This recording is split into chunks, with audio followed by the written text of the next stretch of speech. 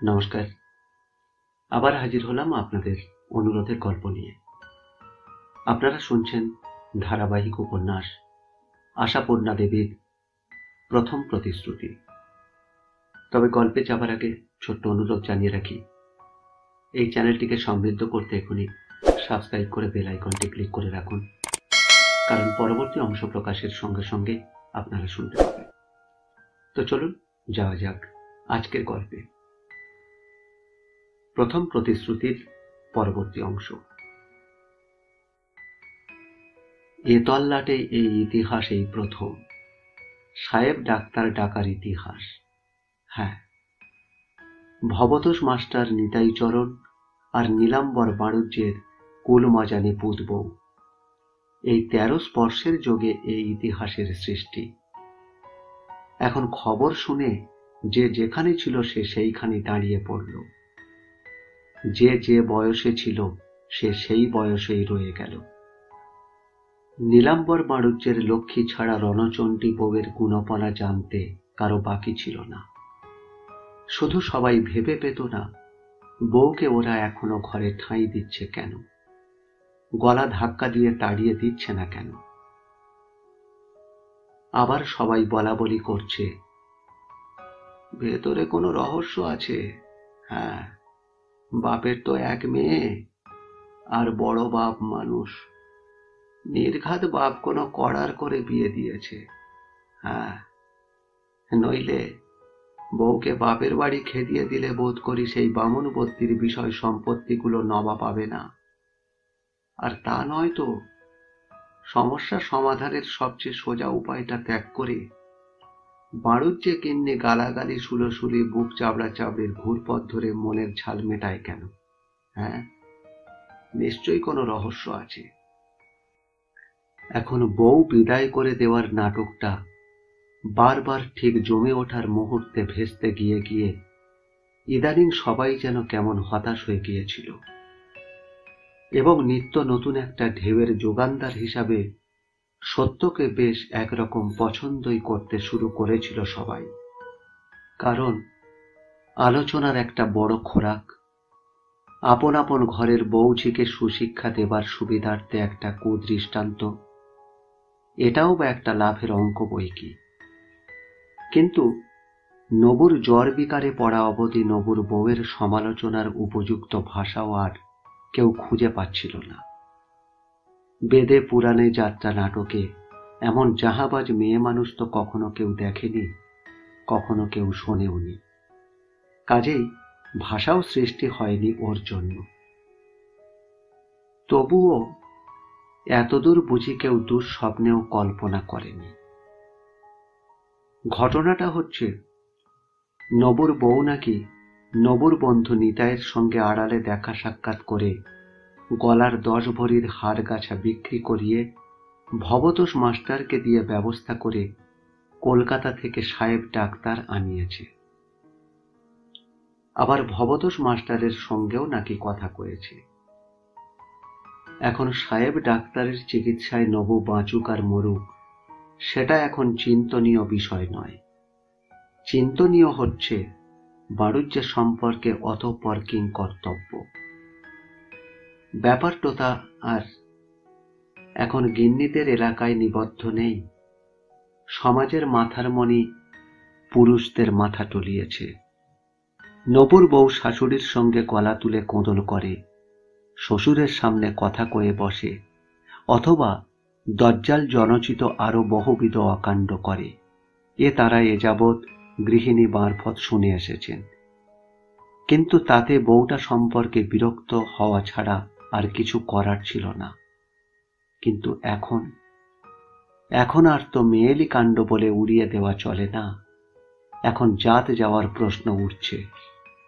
হ্যাঁ, হতে পারে বাণুজ্যে কর্তা সমাজের মাথা, কিন্তু মাথা বলেই তো আর সবাইয়ের মাথা হাতে কাটবার আবদার চলে না। না হয় বাগদিনীর ছোঁয়াচটা হাসাহাসির মধ্যে দিয়ে একরকম মেনে নেওয়া হয়েছে, আর ওটা অমন সৃষ্টি ছাড়া নতুনও কিছু নয়। কিন্তু ঘরে দোরে যদি সাহেব ঢোকে, ঘরের বউ যদি পরপুরুষের সঙ্গে কথা কয়, সেটা মেনে নেবে, সমাজ তো এত নখদন্তহীন হয়ে যায়নি। অতএব চণ্ডী মণ্ডপে বৈঠক বসে, আর 5 মাথা এক হয়ে এই স্থিরীকৃত হয় যে প্রথমে নীলাম্বর বাড়ুজ্যেকে চাপ দেওয়া হবে পুত বউকে ত্যাগ করবার জন্য। তারপর সে যদি রাজি না হয় বা না পেরে ওঠে, অবশ্যই পতিত করতে হবে নীলাম্বরকে। সমাজে বাস করা তো আর ছেলে খেলা নয়। ওই মুমূর্ষু রোগীটা যদি সত্যি সাহেব ডাক্তারের ওষুধ খেয়ে বাঁচতেও পারে। ওই লাল মুখদের ওষুধে ভেলকি খেলে যায় যদি শোনা যায়, ঈশ্বর করুন বাঁচুকি, ওকে একটা অঙ্গ প্রায়শ্চিত্ত করিয়ে মহাপ্রসাদ খাওয়াতেই হবে। আর ওই যে ওই ভবতোষ মাস্টারটা, ওটাকে তো জল বিছুটি দিয়ে গ্রাম থেকে বের করে দেবার কথা, কিন্তু শয়তানটা ডাক্তারের সঙ্গেই গটগট করে গাড়িতে উঠে গিয়ে কলকাতায় লম্বা দিল। ঘোড়ার গাড়িতে চড়ে এসেছে ও ডাক্তারের সঙ্গে, কিন্তু ওর বাস ওঠার প্রশ্ন কোথায়? সে নিজেই তো বাস উঠিয়ে কলকাতায় গিয়ে বাসা বেঁধেছে। পিসিটা আছে, তাই কসমিন কালে আসে। আর আসামি বলতে শুধু ওই নিতাইটা। তা আপাতত ওকেও তো খুঁজে পাওয়া যাচ্ছে না। সে তো ওই সাহেব ডাক্তার রূপী আগুনটিকে ল্যাজে বেঁধে এনে লঙ্কা কাণ্ড ঘটিয়ে সরে পড়েছে। এখন আগুনের কাজ আগুন করছে। আগে ঘুণাক্ষরেও কেউ টের পায়নি। কোন ফাঁকে যে এসব যোগাযোগ করেছে সত্য, সে ঈশ্বর জানে। গ্রামের এত জোড়া চোখের উপর দিয়ে ভানুমতির খেল দেখিয়ে দিল। লোকে দেখল গ্রামের পথে ঘোড়ার গাড়ি। নীলাম্বর দেখলেন সে গাড়ি তাঁর দরজায় থামল, আর তা থেকে নামল এক বাঘা সাহেব। নীলাম্বরের বুকের রক্ত হিম হয়ে গেল। সন্দেহ নেই, এ গাড়ি কালেক্টরের বা ম্যাজিস্ট্রারের। নিশ্চয় কোনো শত্রু নীলাম্বরের নামে কিছু লাগিয়ে ভাঙিয়ে এসেছে, আর সেই বাবদ হাত করা এসেছে নীলাম্বরের জন্য। ওদিকে পাড়ায় পাড়ায় ঘরে ঘরে বেতার বার্তা। কি না, নীলাম্বরের দরজায় ঘোড়ার গাড়ি থেকে সাহেব। আইন আদালত ছাড়া চট করে কারোর মগজে অন্য কিছু আসে না, এবং সকলে এক একবার করে জানালা একটু ফাঁক করে দেখে আর বলা বলি করতে থাকে, একেই বলে বিপদ একা আসে না। দেখো, ওদিকে ছেলেটা শুষছে আর এদিকে এই কাণ্ড। নীলাম্বরের বাড়িতেও উঁকি ঝুঁকি চলতে থাকে। কিন্তু সহসা একজনের চোখে পড়ল সাহেবের গলায় নল ঝুলছে। আরে না না, তুই তো ডাক্তার। হ্যাঁ, তো ডাক্তারই নল ঝুলছে গলায়। আবার কেউ বলছে, সাহেব ডাক্তার এনেছে নবুর জন্যে। হ্যাঁ, তলে তলে নীলাম্বর এই চালাকি খেলেছে, অথচ কারোর সঙ্গে কোনো পরামর্শ নেই। এ যেন হঠাৎ প্রতিবেশীর গালে আচমকা একটা থাপ্পড় বসিয়ে দেওয়া। নীলাম্বর অত শত বোঝেননি। সাহেবের পায়ে পড়ে কান্নাকাটি জুড়ে দিলেন। ও সাহেব, আমি কিছু জানি না, কিচ্ছু জানি না। আমি কোনো দোষে দোষী নই। ঘরে আমার ছেলে মরছে। সাহেবের আশ্বাস তার কানে ঢুকল না। কানে ঢুকল ভবতোষ মাস্টারের কথা। এ কি, এরকম করছেন কেন? আরে কলকাতা থেকে ডাক্তার এসেছে নবকুমারের চিকিৎসার জন্য। নীলাম্বর তাকিয়ে দেখলেন, নিতাইকেও দেখলেন। মুহূর্তে অনুভব করলেন কোথাও কিছু একটা ষড়যন্ত্র ঘটেছে। আর সঙ্গে সঙ্গেই সেই ষড়যন্ত্রের নায়িকা হিসাবে পুত্রবধূর চেহারাটা চোখের সামনে ভেসে উঠল।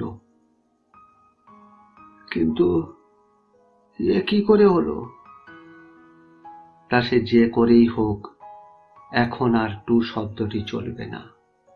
বলির পাঁঠার মতো কাঁপতে কাঁপতে ভবতোষ মাস্টারের সঙ্গে সঙ্গে নিজের ঘরে চোরের মতো ঢুকলেন নীলাম্বর।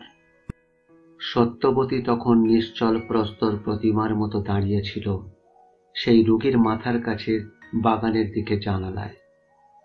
কপাটটা এমনভাবে আড় করে রেখেছিল যাতে সে নিজের মানুষকে দেখতে পায়, অথচ ঘরের মানুষরা যেন তাকে না দেখতে পায়। কিন্তু ভবতোষ মাস্টারের সঙ্গে সঙ্গে যখন তার চাইতে প্রায় হাতখানেক লম্বা দশাশই গড়ন লাল টকটকে মানুষটা ঘরে ঢুকল, কেন কে জানে সত্যর বুকটা কেঁপে উঠল। তারপর হঠাৎ দু চোখ ভরে জল উপচে এলো। দৃশ্যত হাত জোড়ো করল না, মনে মনে নম্র প্রণামে বলল, বাবা, তোমার আসপদ্দাওয়ালা অবাধ্য মেয়েটাকে তুমি মাফ করো। দূরে থেকে আশীর্বাদ করো যেন তার হাতের নোয়া শীতের সিঁদুর বজায় থাকে। আমি বুঝেছি বাবা, তোমার বুকে দাগা দিয়েছি, কিন্তু আমি তো তোমারই মেয়ে। তেজ বলো, অহংকার বলো, তোমার স্বভাব থেকে তোমার মেয়েতে বর্তেছে। হ্যাঁ বাবা। তারপর মায়ের মুখখানা মনে করতে চেষ্টা করল। বলল, মা গো, তোমার নামে দিব্যি গেলে বাবার ওষুধ আমি ফেরত দিয়েছি। হ্যাঁ মা, তোমার নামে যেন কলঙ্ক না পড়ে। সাহেব ডাক্তারের ওষুধ ধন্বন্তরী হোক। কালী, দুর্গা, চণ্ডী, শিব এসব সত্য জানে না। জীবনের সাক্ষাৎ দেবতাদের কাছে বারবার আশীর্বাদ প্রার্থনা করে। আবার তার চিরকৌতূহলী চিত্ত ওই ভয়ঙ্কর মুহূর্তে হঠাৎ অজান্তে কখন নেহাত ছেলে মানুষের মতো কৌতূহলী হয়ে ওঠে। বিস্মিত পুলকে দৃষ্টি বিস্ফারিত করে দেখে ডাক্তার কিভাবে রোগীর বুকে পিঠে নল বসাচ্ছে, আর সেই নলের দুটো মুখ নিজের কানে ঢুকিয়ে গম্ভীর মুখে বসে আছে। একটু পরে শুনতে পেল ভারী ভারী একটা গলা উচ্চারণ করছে, ভয় না, ভয় না, ভালো হয়ে যাবে। যারা ডাক্তারকে নিয়ে এসেছিল তারা তার সঙ্গেই সরে পড়ল, আর উদ্যত বজ্র হাতে নিয়ে দুটো মানুষ নিশ্চেতনের মতো নিষ্ক্রিয় হয়ে বসে রইলেন। বাড়ুজ্যে আর বাড়ুজ্যে তিন্নি মাটির পুতুলের মতো বসে আছেন দুজনে। বুঝতে পারছেন না এ অবস্থায় ঠিক কোন পথে চলা বুদ্ধিমানের কাজ হবে। না, বজ্র বোধ করি ওদের মাথায় পড়েছে। নবুর কথা ভুলে গেছে ওরা। তবে অপেক্ষাকৃত সচেতন ছিল শুধু। সে চলে যাবার আগে নিতাইকে হাতছানি দিয়ে ডেকে ডাক্তার কি কি নির্দেশ দিয়ে গেল তা ভালো করে বুঝিয়ে দিয়ে যেতে বলছিল, এবং সেই ফাঁকেই ঝপ করে বলে বসেছিল, হ্যাঁ রে, টাকা কে দিল রে মাস্টার? নিতাই মাথা চুলকে বলে, না মানে ব্যাপারটা কি জানো সতুজি?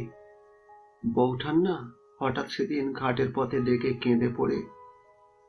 এই ভনিতাকে সত্যি কথাটা বল, ঝপ করে বল। বউ যাত্রার কাছে কেঁদে পড়বার মেয়ে নয়। কেঁদে বল। অতএব নিতাই সত্যি কথাই বলে। রোগীর ঘরে কেউ নেই।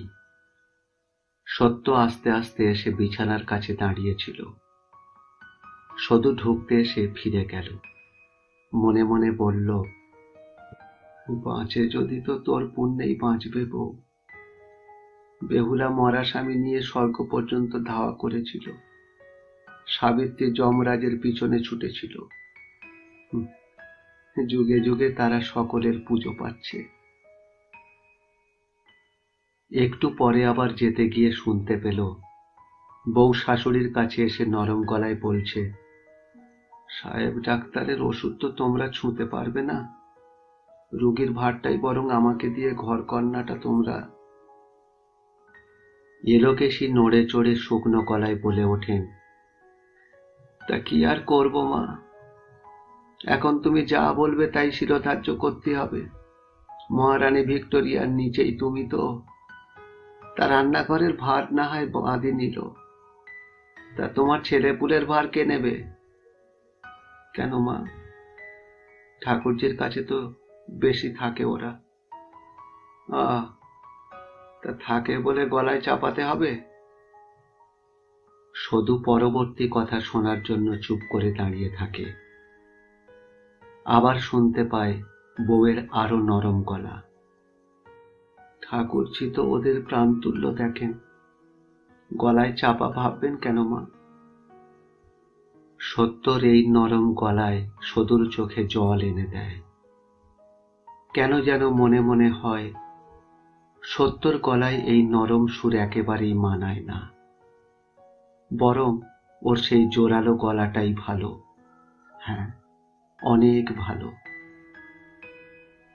এরপর আজ আর নয়, পরবর্তী অংশ শুনতে পাবেন আগামী অডিওতে।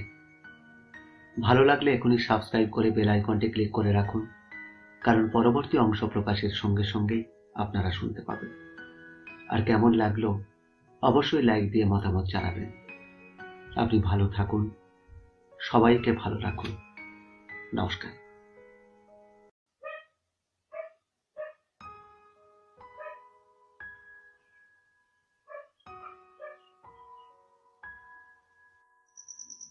মাফ করবেন, গল্প পাঠ ভালো লাগলে এখনই সাবস্ক্রাইব করুন এবং আপনার প্রিয়জনকে শেয়ার করুন। নমস্কার, আবার এলাম আপনাদের সেই ধারাবাহিক উপন্যাস আশাপূর্ণা দেবীর প্রথম প্রতিশ্রুতি নিয়ে। তবে গল্পে যাবার আগে ছোট্ট অনুরোধ জানিয়ে রাখি, এই চ্যানেলটিকে সমৃদ্ধ করতে এখনই সাবস্ক্রাইব করে বেল আইকনটি ক্লিক করে রাখুন, কারণ পরবর্তী অংশ প্রকাশের সঙ্গে সঙ্গে আপনারা শুনতে পাবেন। তো চলুন শোনা যাক আজকের গল্প। অধ্যায় 31। সাহেব ডাক্তারের হাত যশে কি সত্তর শাখা লোহার পুণ্যে, অথবা নবকুমারের নিজেরই পরমায়ুর জোরে বেঁচে গিয়েছিল নবকুমার। কিন্তু ভিতরে ভিতরে কে জানে, সত্যকে সে নিজের জীবনদাত্রী বলেই ভাবতে অভ্যস্ত হয়ে গিয়েছে সেই থেকেই। অতএব সে জীবনটা নিয়ে সত্য যা করতে পারে করুক। যে দেশে অসুখ করলেই সাহেব ডাক্তার পাওয়া যায়, মৃত্যু ভয় বলে বিভীষিকাটি থাকে না, এখন সত্যবতী যদি নবকুমারকে নিয়ে সেই দেশে গিয়ে প্রতিষ্ঠিত করতে চায়, সেই চাওয়াটাকে আর হাস্যকর অবাস্তব বলে উড়িয়ে দেয় না নবকুমার। কাজেই সত্যর কাজ কিছুটা সহজ হয়ে এসেছে। হয়তো এই জন্যেই লোকে বলে থাকে, ভগবান যা করেন মঙ্গলের জন্য। কিন্তু তারপরও কি আর কাঠখড় পোড়াতে হয়নি সত্যকে? হয়েছে, অনেক হয়েছে। কারণ ভবতোষ মাস্টারের চেষ্টায় নিতাই আর নবকুমারের এক একটা চাকরি জোগাড় হয়েছে কলকাতায়। নিতাইয়ের হয়েছে রেডি ব্রাদার্সে, আর নবকুমারের সরকারি দপ্তরে। নবকুমার অবশ্য মা বাপের কাছে নিজে প্রস্তাব করেনি, করতে পারেনি, সত্যকেই বলতে হয়েছে। ইদানিং নবকুমারের বাবা মা ছেলে বউয়ের সঙ্গে কথা বলা বন্ধ করেছে। এলোকেশি আজকাল খাওয়া শোয়া ব্যতীত বাড়িতে থাকেন না বললেই হয়। আর নীলাম্বর সন্ধ্যার দিকে হরিসভায় যেতে শুরু করেছেন। কিছুদিন আগে পর্যন্ত সদু সত্যর উপর একটু খাপ্পা ছিল, কিন্তু সত্তর সাহেব ডাক্তার ডাকা এই অসাধ্য সাধনের পর থেকে সদুও যেন কেমন মহিমাস্তব্ধ। মাঝে মাঝে নিজের জীবনের খাতাটাও বুঝি উল্টে দেখতে শুরু করেছে আজকাল শুধু। সে ভাবে হয়তো তার বিপদগামী স্বামীকে সুপথে টেনে এনে সুখে সংসার করতে পারত, কিন্তু সত্যর মতো সত্যের শক্তি শুধুই নেই। শুধু নয়, পাড়া পড়শির ঘরে 70 বয়সী যেসব ঝি বউ আছে তাদের মধ্যেও সত্য একটা আলোড়ন এনেছে বৈকি। তাদের দিনরাত্রির চিন্তার অনেকখানি দখল করে রেখেছে সত্য। আজ তাদেরই মতো একটা মেয়ে মানুষ স্বামী পুত্র নিয়ে কলকাতায় বাসায় যাচ্ছে। আর কিসের কবল থেকে? না, এলোকেশির মতো ভয়ঙ্করীর কবল থেকে। কিন্তু ওই বউগুলোর একান্ত ইচ্ছা সত্যর সঙ্গে একবার নির্জনে দেখা করে স্বামীদের স্তৈন করে তোলবার মন্ত্রটা শিখে নেবে, এ উপায় তাদের নেই। কেননা এই বাড়ুজ্যে গিন্নির বউয়ের সঙ্গে মেলামেশার ব্যাপারে তাদের প্রতি কড়া নিষেধ আছে। আর ঘাটে আসার সময় শাশুড়ি পিস শাশুড়ি কি ননদ, নিদেন পক্ষে একটা পুঁচকে ননদও পাহারায় থাকে। অতএব তাদের এ মন্তর আর শেখা হয় না। এক অনিশ্চিতের পথে পা বাড়াবার আগে জন্মের শোধ জন্মভূমিকে দেখবার বাসনা সত্যকে প্রবলভাবে পেয়ে বসে। কারণটা যাই হোক, কথাটা পারে সত্য। যাবার আগে একবার ওখান থেকে ঘুরে আসব।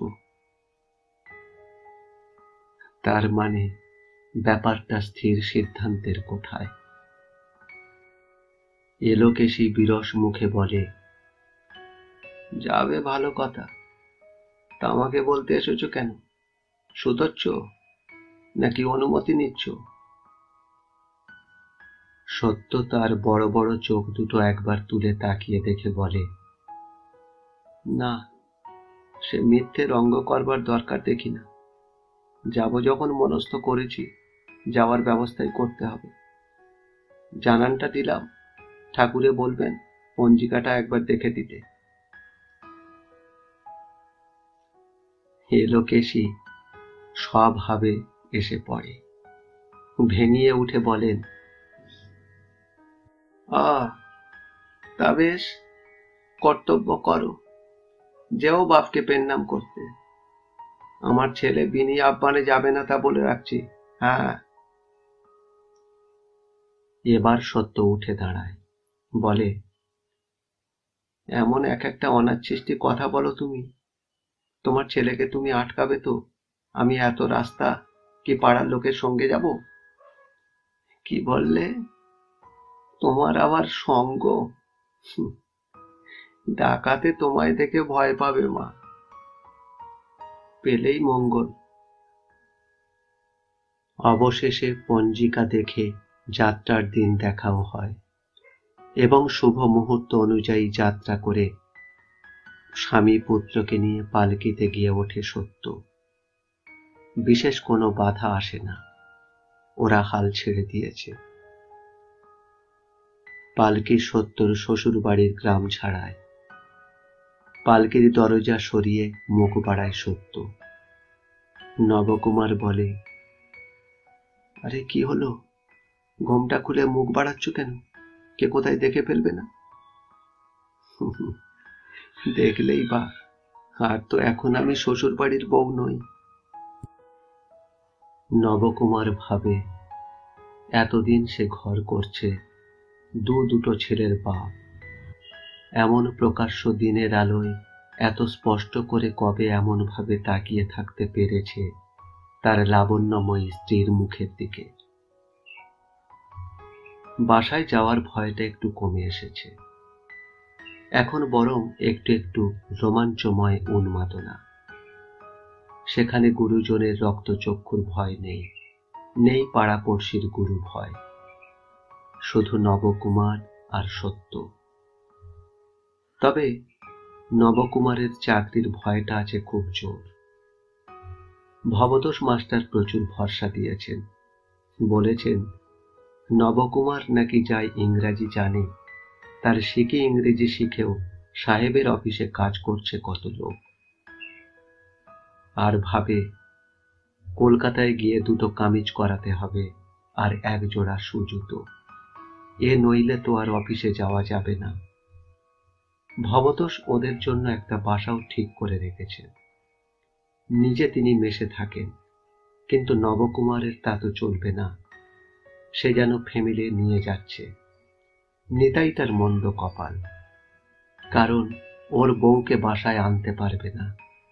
নিতাইয়ের মামা নাকি বলেছেন বউ কলকাতার বাসায় গেলে তার হাতে আর তাদের খাওয়া চলবে না। অতএব নিতাইকেও নবকুমারের হাঁড়িতে জায়গা দিতে হবে। ভবতোষ জানিয়েছে বাড়িটা খুব খাসা, 3-4খানা ঘর, মস্ত দরদালান, রান্নাঘর, ভাঁড়ার ঘর, উঠোন, কুয়োতলা, জলের কলও নাকি আছে। তবে বাড়ির ভেতরে নয়, দরজার কাছে। কিন্তু কে জানে সেখানে সত্যর মেজাজ কেমন থাকবে। এখানে তো ক্ষণে রুষ্ট ক্ষণে তুষ্ট। এখন কবে সেই দিনটি আসে নবকুমার ভাবে, যবে সেই অজানা অচেনা দরদালানে বসে দুই বন্ধু অফিসের ভাত খাবে, আর সত্য এলো চুল দুলিয়ে কোমরে কাপড় জড়িয়ে ছুটোছুটি করে রান্না করবে, পরিবেশন করবে। সত্যর বাপের বাড়িতে পালকি নামাতেই একটা বিরাট চাঞ্চল্যের ঢেউ উঠেছিল। তারপর জানা হতেই আকাশ থেকে সবাই পড়ল। তারা ভাবে বলা নেই কওয়া নেই, এমন করে মেয়ে কেন উপস্থিত, এমন তো হবার কথা নয়। কিন্তু না, ঐশ্বর্যময়ী রাজরানীর বেশে এসেছে সে কার্তিক গণেশের হাত ধরে, ভোলানাথকে সঙ্গে করে। বারবাড়ির কলরল মিটিয়ে অন্দরমহলের দিকে এগুলো সত্য। চারিদিকে বিভ্রান্ত দৃষ্টি মেলে। আর যেই ভেতর বাড়ির উঠোনে পা ফেলল, তুমুল একটা কান্নার রোল উঠল। বিলাপ ধ্বনি মিশ্রিত রোল। আলাদা করে বোঝবার উপায় নেই কার গলা। ঐকতান বাদন। বাড়ির সকলের সঙ্গে পাড়ার মহিলারাও যোগ দিয়েছেন অনেকে। কিন্তু নতুন কার জন্য বিলাপ? ভুবনেশ্বরীর ঘটনা তো অনেক দিনের হয়ে গেছে। এই ক্রন্দন রোলের মাঝখানে দিশেহারা সত্য ছেলে দুটোর হাত ধরে উঠোনের একধারে দাঁড়িয়ে থাকে। আর বারবাড়িতে নবকুমার উদ্ভ্রান্ত দৃষ্টি মেলে উৎকর্ণ হয়ে বসে থাকে। সামনে শ্বশুর বসে, কিন্তু তাকে প্রশ্ন করবে এত বুকের পাটা নবকুমারের নেই। সেই যে প্রণাম করে ঘাড় হেঁট করে বসেছে, বসেই আছে। তাছাড়া তিনি তো দেখা যাচ্ছে নির্বিকার। বাড়ির মধ্যে এত বড় ক্রন্দন রোল যখন ওকে তিলমাত্র বিচলিত করতে পারছে না, তখন ব্যাপারটায় গুরুত্ব নেই বলেই মনে হচ্ছে। নবকুমার পাড়া গাঁয়ের ছেলে। মেয়ে শ্বশুর বাড়ি থেকে এলে কান্নাকাটির ঘটনা তার একেবারে অজানা নয়। কান্নার রোলটা আস্তে আস্তে ফিকে হয়ে আসে। ঈষৎ নড়ে চড়ে রামকালী কথা বলেন। কখন বেরিয়েছ? আগে।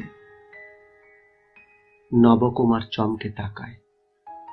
রামকালী তাকিয়ে দেখেন একটি স্বাস্থ্যবান সুকান্তি পুরুষের দেহে এখনো যেন একখানা লাজুক কিশোরের মুখ।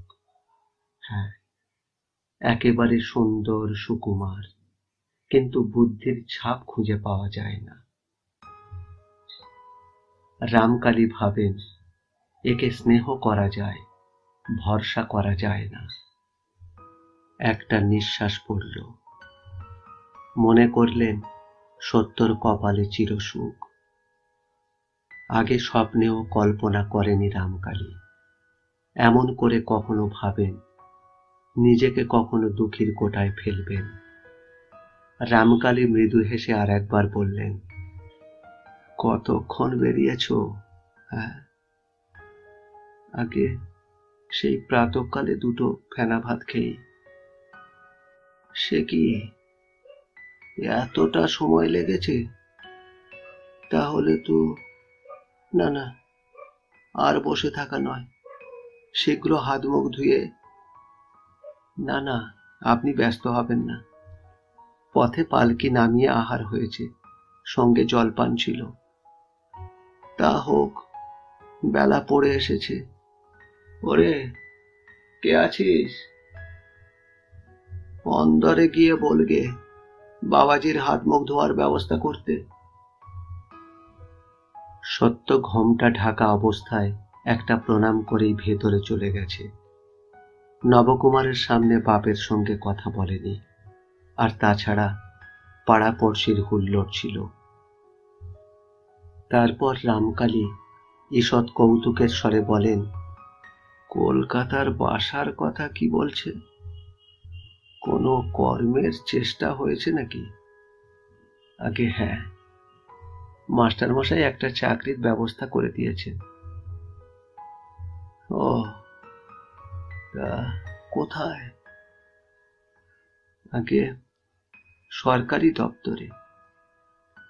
ও, সে তো সুখের কথা। তা কোথায় থাকবার ঠিক করেছো? মেসে? আগে না। তাহলে তো পাচকের ব্যবস্থা করতে হবে। একা বাসা নিয়ে? না না, পাচকের দরকার হবে না, আপনার মেয়েই তো যাচ্ছে। আমার মেয়ে? সত্য? সত্য কলকাতার বাসায় যাচ্ছে? অনেক দিন আগের একদিনের কথা মনে পড়ে গেছে রামকালীর।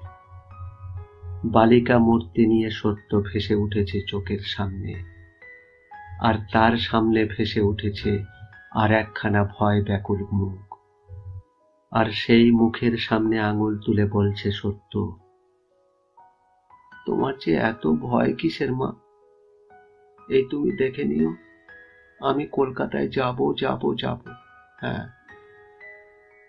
আর আজ সত্য তার প্রতিজ্ঞা রাখছে, কিন্তু তা দেখে গর্বে আনন্দে বিস্ময়ে পুলকে কে মুগ্ধ হবে? নিঃশ্বাস গোপন করে বললেন,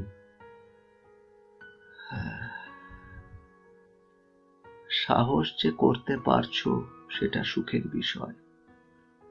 তা তোমার মাতা পিতার অবস্থা? দিদি আছে, পড়শিরা আছে? তা ওরা আপত্তি করলেন না? কিন্তু এতদিন কেন সত্য আসেনি, আর এখন কেন এমন হুট করে এলো? এ প্রশ্ন চাপা পড়ে গেল। এখন প্রশ্ন কলকাতার বাসা নিয়ে। কে সাহস দিল সত্যকে? কে দেখবে সেখানে সত্যকে? আর বরের সঙ্গে বাসায় যাবার পরিকল্পনাটা তার মাথায় এলোই বা কি করে? আর তাদের অনুমতি পেলই বা কোন অলৌকিক সাধনার জোরে? শুধু তাই নয়, গেলে জাত যাবে কিনা, ম্লেচ্ছর জল খেতে হবে কিনা, জুতো মোজা পরতে হবে কিনা, ইত্যাদি ইত্যাদি। প্রশ্নের উত্তর দিতে দিতে ক্লান্ত সত্য এক সময় বলে ওঠে, বাবা, নিজের পাঁচালেই তো গাইলাম এই অবধি, তা তোমাদের খবরাখবর কিছু শুনতে দাও। মোক্ষদা ক্লান্ত আর্ত কণ্ঠে বলে ওঠেন, হ্যাঁ, আমাদের আবার খবর। যারা মরেনি তারা এখনো বিধাতার অন্ন জল ধ্বংসাচ্ছে, এই খবর। হ্যাঁ। বাহ, ও কি কথা? ঠিক কথাই বলছি সত্য। চিরটা কাল তোকে মুখ করেছি, ভেবেছি হাড়ির হাল হবে তোর। এখন দেখছি তুই টেক্কা মারলি।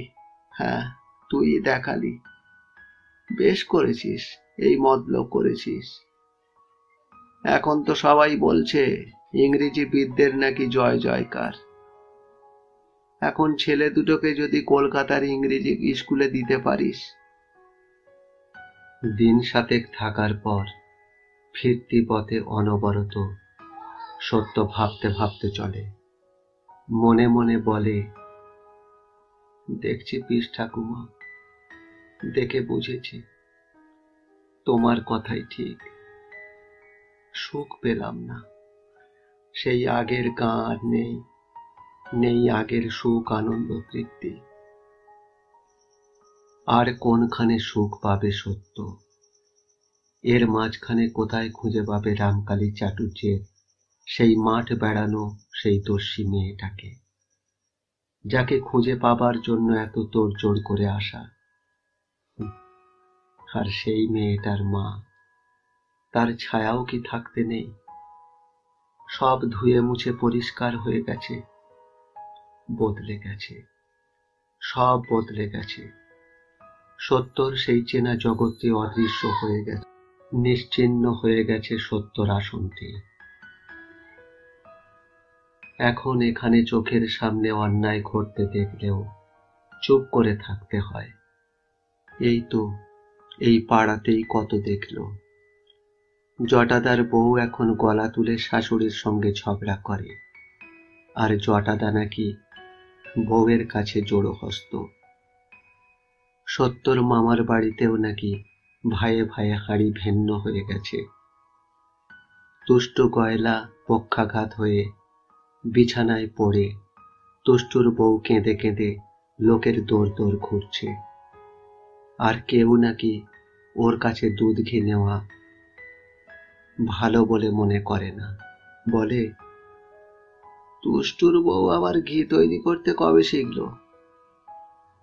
শুধু বদলায়নি গ্রামটা, বদলায়নি গাছপালা, মাঠ, বন, দিঘি, পুকুর। হ্যাঁ, এরাই শুধু বদলায়নি। সত্যর মাটা বেঁচে থাকলে কি অন্যরকম হতো না? মার কাছে কি সত্যর সেই শৈশবটি সোনার কৌটোয় তোলা থাকতো না? সত্য এসে দাঁড়ালে মা সেই কৌটোটি খুলে ধরে হাসি মুখে বলতো না, এই দেখ সত্য, তোর কিছুই হারায়নি রে, সব আছে, আমি সব যত্ন করে তুলে রেখেছি, দেখ দেখ। তাহলে হয়তো সত্য সেই পুতুলের বাক্সটাকেও এসে দেখতে পেত। মনে পড়ে ঠাকুমার শ্রাদ্ধে এসে সেবার নিজের ফেলে যাওয়া পুতুল বাক্স সাজিয়েছিল সত্য। তারপর তো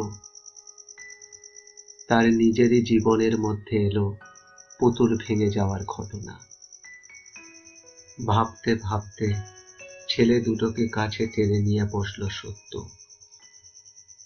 সারদাকে বুঝতে পারিনি সত্য, নাগালি পায়নি সারদার। অথচ সেই সারদাই সর্বদা খাইয়েছে, মাখিয়েছে, যত্ন করেছে। সত্য ছেলেবেলায় যা যা খেতে ভালোবাসত সেগুলি সব মনে করে রেঁধে দিয়েছে। অবশ্যই বিদায়কালে সকলেই ব্যাকুলতা দেখিয়েছে, চোখের জল ফেলেছে, আবার কবে দেখা হবে বলে হা হুতাশ করেছে, কেউ কেউ ডাক ছেড়েও কেঁদেছে। কিন্তু সত্যর নিজেরই যেন ভেতরের শেকড় ছেড়ে গেছে। আর রামকালী, সে তো চিরদিন সকলেরই দূরের মানুষ। শুধু দুঃসাহসী সত্যই পারত সেই দূরত্বের বর্ম ভাঙতে। কিন্তু সে দুঃসাহসিক আবদার সত্য নিজেই আর করতে পারেনি, সময়ও পায়নি। সর্বদা নবকুমারকেই কাছে কাছে রেখেছেন রামকালী, আর সত্যকে টেনেছে মেয়ে মহলে। তবে নবকুমারকে যে রামকালী ভালোবেসেছেন ওটাই পরম তৃপ্তি। আসবার সময় বাপকে প্রণাম করে স্বামীর উপস্থিতি ভুলে রুদ্ধকণ্ঠে বলে উঠেছিল, তুমি তোমার এই দুঃসাহসী আসপদ্দাওয়ালা মেয়েকে ক্ষমা করেছো বাবা। আর সেই সাহসেই বলছি, আমি তো তোমার একমাত্র সন্তান, যেন সময়কালে সেবা যত্নের অধিকার পায়। হ্যাঁ বাবা। রামকালীর গলাটা একটু কেঁপে উঠেছিল। চারিদিকের হা হুতাশের শব্দে সেটা সত্য ধরতে পারেনি, শুধু কথাটাই শুনতে পেয়েছিল। শুধু মেয়ের মাথাটা ধরে একটু নাড়া দিয়ে বলে উঠেছিলেন, চিরকালের পাকা বুড়ি, বাবার জন্য তো খুব সুব্যবস্থা দিচ্ছিস, সেবার পাত্র হবই বা কেন রে? এ কথার আর উত্তর দিতে পারেনি সত্য। পালকিতে উঠেও কথা কইতে পারেনি অনেকক্ষণ। হঠাৎ এক সময় নবকুমার বলে উঠল, তোমার বাবা আমাদের এই তুচ্ছ জগতের মানুষ নয়। হ্যাঁ, আমার কি মনে হয় জানো, সেকালের রাজা রাজরাদের যেমন ভাব ছিল ঠিক তেমনি ভাব। যত ভয় করে ভক্তিও তত আসে। এমন বাপ পাওয়া পরম পুণ্যি। সত্য শুধু মনে মনে বলে, দেখো দেখো কেন আমি বাপের গর্বে করিবিনি, কিন্তু তবু তো মেয়ে সন্তান। সত্যিই তো, বাপের সে গর্ব শুধু মনের মধ্যে তুলে রাখবার। সে গৌরবে অধিকার নেই, ভোগের দাবি নেই। ছেড়ে চলে যেতে হয়েছে, ছেড়ে থাকতে হবে। সেই গৌরবের ছায়ায় বসে জীবনকে ধন্য করবার উপায় নেই, জীবনকে নিয়ন্ত্রণ করবার পথই নেই। ভগবান, ভগবান, কেন এই পোড়া সমাজ তুমি করেছিলে? সমাজের ব্যাপারে ভগবানকেই দোষ দেয় সত্য। বারুইপুরে ফিরে এসেই কলকাতায় যাওয়ার তোড়জোড়। যাত্রাকালে মা বাপ কেউ কথা বললেন না। ঠিক যাত্রাকালে তো বাড়ি থেকে বেরিয়েই গেলেন। যা কিছু করল সতু। কিন্তু আশ্চর্য, নবকুমার যেন এই বিরাট লোকসানটাকে আর লোকসান বলে মনে করছে না। আসলে রামকালীকে দেখে পর্যন্ত নিজের বাপ সম্পর্কে যে একটু উঁচু ধারণা তার জন্মেছে, তার সঙ্গে নীলাম্বরের এই মেয়েলি সংকীর্ণতা যেন বড় বেশি দৃষ্টিকটু লাগল তার। ইচ্ছে হচ্ছিল মা বাপের এই দুর্ব্যবহারের প্রসঙ্গ নিয়ে সত্যর সঙ্গে কিছু আলোচনা অর্থাৎ নিন্দাপাত করে, কিন্তু সত্যর ভয়েই সাহস করল না। এগিয়ে চলল নতুন জীবনের দিকে। আজ তাহলে এই পর্যন্ত। আবার পরবর্তী অংশ আপনারা শুনবেন আগামী অডিওতে। ভালো লাগলে এখনই সাবস্ক্রাইব করে বেল আইকনটি ক্লিক করুন, কারণ পরবর্তী অংশ প্রকাশের সঙ্গে সঙ্গেই আপনি শুনতে পাবেন। আর কেমন লাগলো অবশ্যই মতামত জানাবেন। আপনি ভালো থাকুন, সবাইকে ভালো রাখুন। নমস্কার।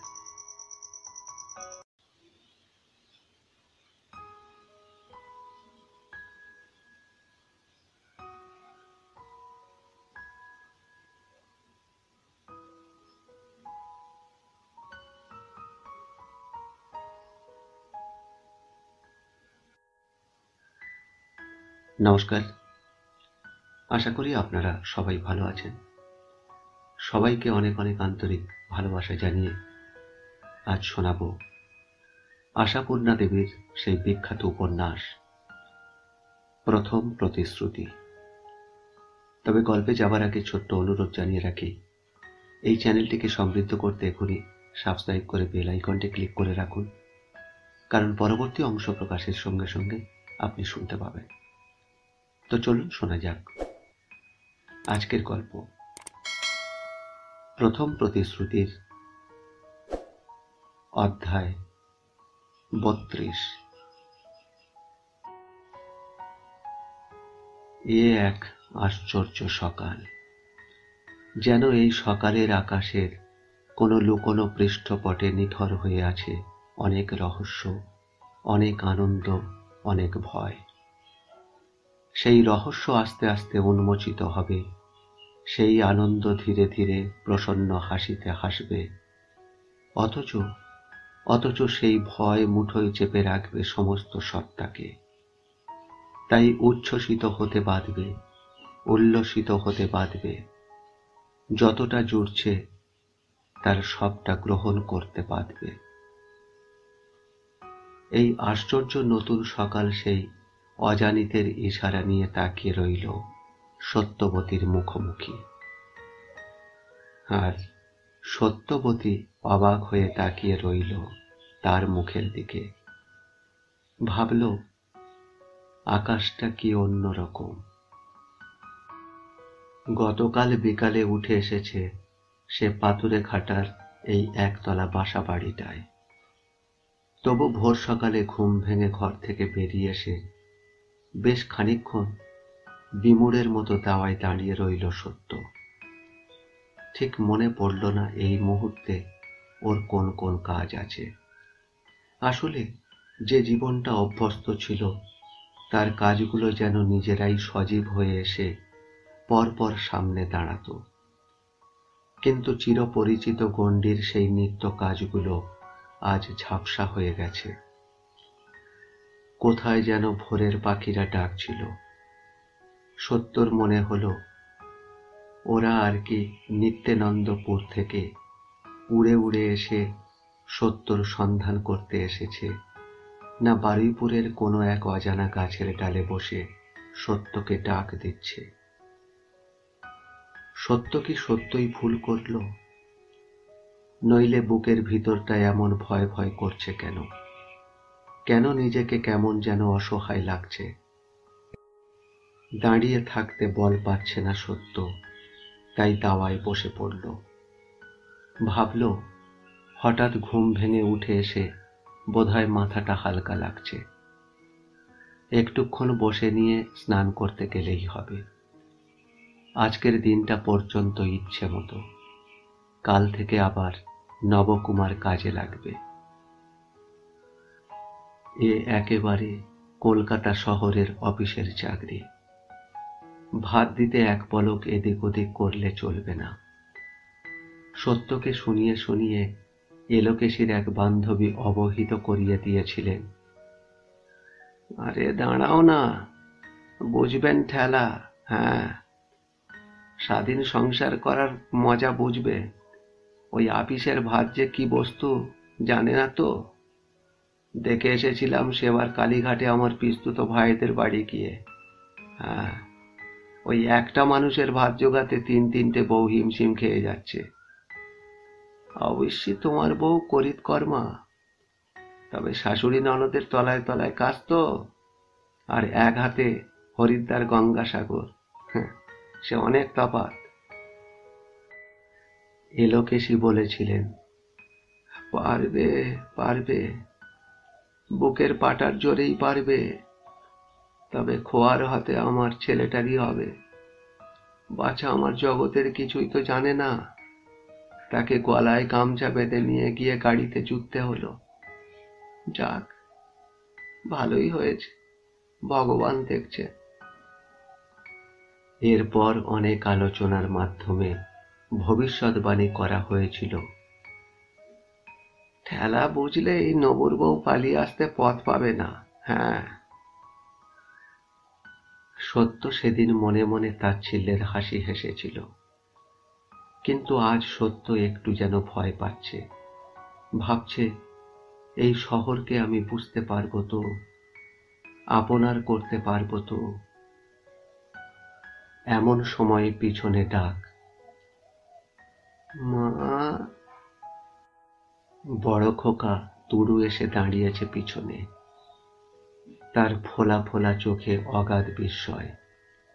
সত্য তাড়াতাড়ি মুখ ফিরিয়ে বলে, উঠে পড়েছিস? ভাই ওঠেনি? না। আর তোদের বাবা? না। তা উঠবেন কেন? আইএসটি যে নবাব, কাল থেকে মজা বুঝবেন। সত্য আলিস্যি ভেঙে উঠে দাঁড়ায়। কি বোকার মতোই বসেছিল এতক্ষণ, কি আবোল তাবোল ভাবছিল। নতুন জায়গায় সব ব্যবস্থা করে নিতে কম তো আর দেরি হবে না। একে গতকাল সন্ধ্যায় রান্নাও হয়নি। ভবতোষ মাস্টার ঘরদোর দেখিয়ে শুনিয়ে ওদের বসিয়ে রেখে বলেছিলেন, নবকুমার, তুমি তাহলে এদের সামলে সুমলে নিয়ে বসো, আর বৌমাকে বলো বেলা থাকতে প্রদীপ জ্বালাবার ব্যবস্থা করে ফেলতে। একে নতুন জায়গা, আমি তোমাদের জন্য কিছু খাবার নিয়ে আসছি। এখন আর রান্না বান্নায় কাজ নেই। না না, আপনি আবার বৃথা কষ্ট করবেন কেন? মানে, যা হোক করে দুটো ভাত ফুটিয়ে নেবে এখন। যা হোক করে করতেও অনেক ল্যাঠা বৌমা। কাল সকাল থেকেই একেবারে নতুন করে পত্তন করো, কেমন? আর হ্যাঁ, কাল আমি একটা বাসন মাজার ঠিকে ঝি জোগাড় করে নিয়ে আসবো। আজ বাজার থেকে পুরি তরকারি মিষ্টি এনে। সে কি মাস্টারমশাই, বাজারের পুরি তরকারি? কলকাতায় পা দিতেই যাত্রা খোয়াবো? না, দেখছি তুমি একেবারে মানধাতার আমলেই আছো। যাত্রা খোয়াচ্ছ কিসে? হ্যাঁ, আমি কি ম্লেচ্ছ হোটেলের খানা খাওয়াতে চাইছি তোমায়? দেশে তোমরা ময়রার ঘরের জিলিপি মিঠাই ফুলুরি খাও না, আর এও তো সেই দোকানের ময়রার খাবার। আর শুধু একটা দিন কেন বলছো? এমন অনেক দিনই আসতে পারে নবকুমার। হ্যাঁ, বৌমা একা মানুষ, শরীর অশরীর আছে। কোনোদিন যদি ভাতের হাঁড়ি নামাতে না পারে তবে। আর তাছাড়া এ তো জল খাবার। হ্যাঁ, ছেলেপুলে খাবে না। তোমায় তো আমি দোকানের ভাত খেতে বলছি না। তবে যদি বৌমার তেমন আপত্তি থাকে। না না, ওদিকে আপত্তি কিছু নেই। নিতাইয়ের সঙ্গে একসঙ্গে থাকবার ব্যবস্থা হয়েছে, কিন্তু নিতাই এসে উঠতে পারেনি। সে কদিন পরে আসবে। তাই রাত্রে ভবতোষ একবার প্রস্তাব করেছিলেন, নবকুমার, একলা ভয় পাবে না তো? নতুন জায়গা, বলো তো, যে কদিন নিতাই না আসে রাতে না হয় আমি পাহারা দিই। সত্য শেকল নেড়ে জানালো, মাস্টার মশাইয়ের কষ্ট পাবার দরকার নেই। দরজায় হুড়কো লাগিয়ে বেশ থাকবে তারা। ভবতোষ চলে গিয়েছিলেন। ভবতোষ বাবু চলে যাবার পর নবকুমার সত্যকে এক হাত নিয়েছিল। উফ, সব তাতেই তোমার দুঃসাহস প্রকাশ। ভগবান যে কেন তোমাকে বেটা ছেলে না করে মেয়ে ছেলে গড়ে করেছিল, আমি তাই ভাবি।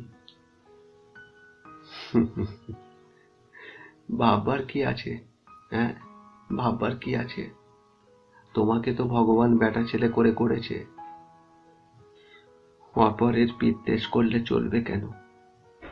12 মাস তো অপরে করবে না। তবে গোড়া থেকেই মনের জোর করে পায়ে দাঁড়াবার চেষ্টা করা উচিত, বুঝলে? ভবতোষ বাসার ঘরদোর সব ধুইয়ে মুছিয়ে রান্নাঘরের উনুন পাতিয়ে রেখেছিলেন। আনিয়ে রেখেছিলেন ঘুঁটে কয়লা।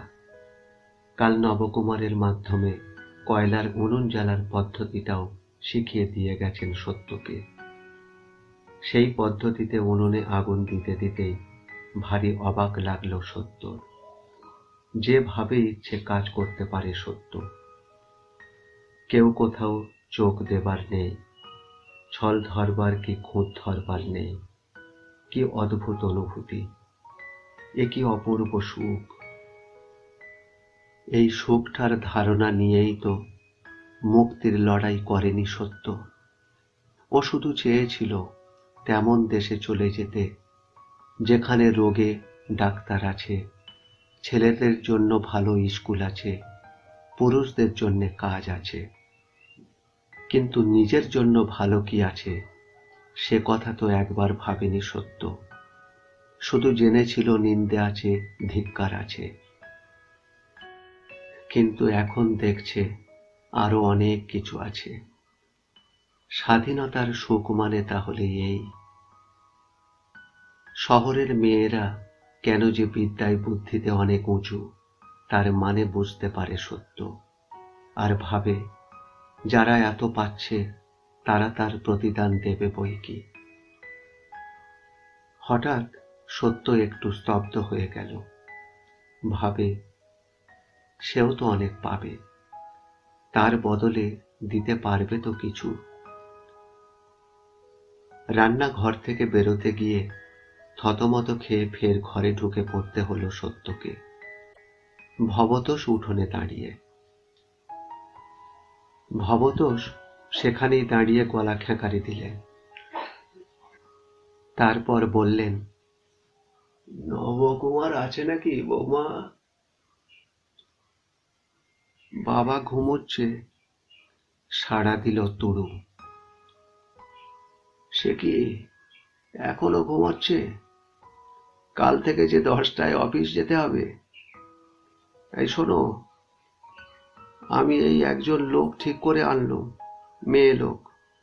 তোমার মাকে তাহলে বলো কথাবার্তা কয়ে নিতে। আমি অবশ্য মোটামুটি বলে কয়ে নিয়ে এসেছি। ওই বাসন মাজা, ঘর মোছা, ছাড়া কাপড় কাচা, কয়লা ভাঙা, উনুন ধরানো, মশলা পেশা, এইসব করতে হবে। আর মাইনে 12 আনা, জলপানি 4 আনা। আর চান না করলে তো মশলা পেশা চলবে না, তবে মাথায় মাখতে একটু তেল দিতে হবে। তোমার মাকে বলো। নবকুমারের সাড়া পাওয়া যায় না।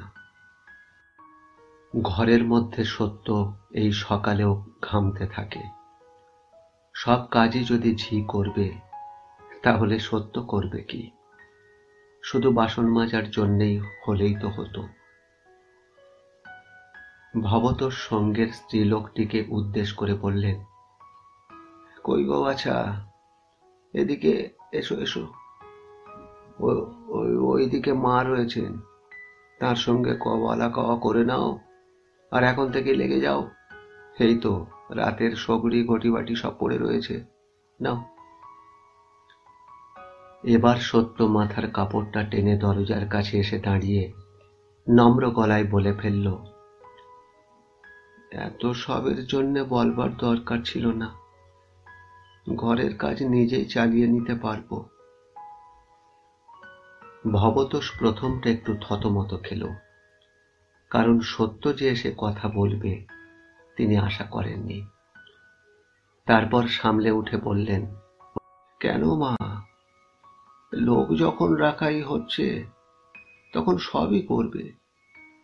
আর এমনিতে শুধু বাসন মাজাতেও তো 8 আনার কম রাজি হচ্ছে না।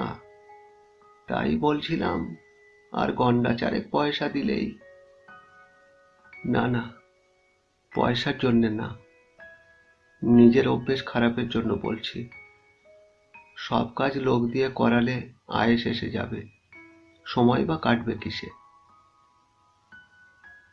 ভবতোষ মিনিট খানেক হাঁ করে তাকিয়ে থাকেন। শ্বশুর বাড়িতে খেটে খেটে হাড় কালি করা কোনো মেয়ে যে বাসায় এসে আয়েশ করতে চায় না, এ যেন তার অভিনব মনে হলো।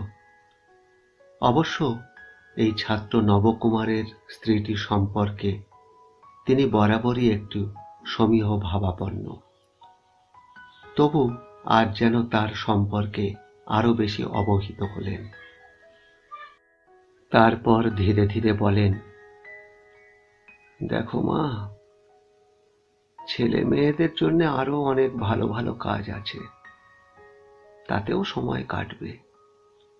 আর তাছাড়া অবসরকালে ঘরে বসে বসে লেখাপড়া চর্চা করলেও এমন সময় নবকুমার ঘর থেকে চোখ রগড়াতে রগড়াতে বাইরে এলো। এ কি মাস্টার মশাই, আবার সকালবেলায় কষ্ট করে? না না, কষ্ট আর কি, এই কাজের লোক ঠিক করে আনলাম, দেখিয়ে শুনিয়ে দাও একে। এবার একটা গোয়ালা ঠিক করে দিতে পারলেই সব ব্যবস্থা হয়ে যায়। সত্য বলে ওঠে, আপনি আর কত কষ্ট করবেন? নবকুমার চমকে ওঠে, এ কি, দরজার শেকল নাড়া পর্যায়টা কখন পার হলো? এভাবে স্পষ্টাস্পষ্টি কথা, অবাক কাণ্ড। ভবতোষ বলেন, দেখো নবকুমার, আমাকে যদি তোমরা পর ভাবো তবেই কোনটা বোধ করবে। আমি কিন্তু তোমাদের পর ভাবছি না। না না, সে কি কথা, পর মানে? আমি তো ভাবছিলাম আপনার সঙ্গে হাটটা একবার ঘুরে আসি। কোন কোন বারে হাট বসে এখানে? কলকাতায় রোজই হাট, হ্যাঁ। আর তাছাড়া একটা নয়, অনেক বাজার। তা তোমাকে আজ যেতে হবে না, আমি ব্যবস্থা করছি। তুমি বরং বাড়ির কাজে, মানে কি সুবিধে অসুবিধে সেগুলো, বাড়ির কাজে কিছু আটকাবে না। সত্যর ধীর গম্ভীর কণ্ঠস্বর ধ্বনিত হয়। তারপর ঘরের মধ্যে থেকে একটা ধামা বার করে এনে নবকুমারের সামনে নামিয়ে দিয়ে সত্য চলে যায়। এমনি করেই আরম্ভ হয় সত্যর শহরের সংসার, নিজের সংসার। কদিন পরেই নিতাই আসে। নবকুমার বলে, ওকে আর তোমার লজ্জা করলে চলবে না। একসঙ্গে থাকা ভাইয়ের মতো। বাড়িতে আর দ্বিতীয় মেয়ে ছেলে নেই, ভাত বেড়ে দেবে তো তুমি। নিতাই এক নজর সত্যের দিকে দৃষ্টিপাত করে বলে, বউঠানকে এতদিন দেখেও চিনতে পারলে না নব? তোমার আমার মাটি দিয়ে গড়া উনি নন, তোমার অনেক ভাগ্য তাই। হঠাৎ সত্য ওদেরকে চমকে দিয়ে হেসে উঠে বলে, আচ্ছা নাও নাও, নাওয়া খাওয়া শিখে তুলে এখন দুই বন্ধুতে ভাগ্য বিচার শুরু করতে বসলো। আচ্ছা ঠাকুরপো, তুমি বলো, মাস্টার মানে হলো গিয়ে গুরু, কেমন? তা সেই গুরুকে লজ্জা করলে চলবে কেন? ভক্তি করব, শ্রদ্ধা করব, মান্য করব, ভয় লজ্জা করব কেন? আমি তো ওনার কাছে ইংরেজি পড়ব ঠিক করেছি।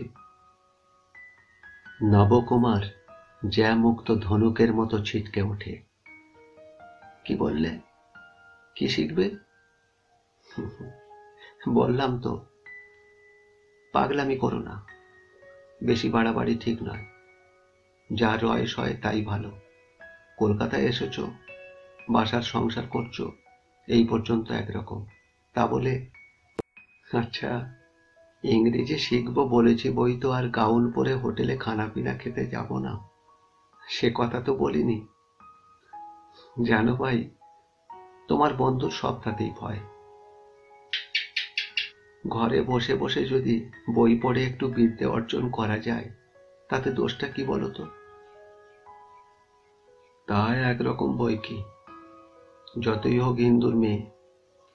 আর তুমি হিন্দুর ছেলে নও।